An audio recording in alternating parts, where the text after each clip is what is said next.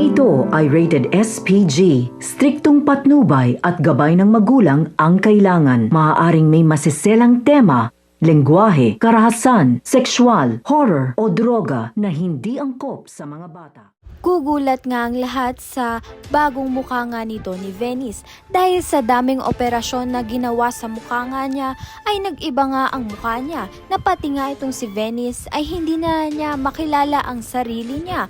Kaya naman nga tila may bagong artista at ito ngang si Venice. Subalit dahil nga sa nangyari dito kay Venice natapunan nga siya ng asido na imbis nga itong si Tata ay magagalit nga siya kay Tata at maghihiganti nga siya dito. Wala naman ngang kasalanan nitong si Tata ay ang may kasalanan ng lahat ng nangyari ay ito ngang si Vivian dahil ang kagustuhan nga niyang masira nga ang mukha nga nito ni Tata ay bumalik nga sa kanyang anak. Sa kabilang banda naman nga itong ngang si Sergov ay may i-reveal dahil nga ay may anak pala siyang babae sa iba. Kaya naman nga't ipaghahanap nga niya ito. Malaki ang tsansa na si Tata nga ang unika iha nga nito ni Sergov dahil hindi pa nga naipapakilala ang anak nga nito ni Sergov at ama nga nito ni Tata.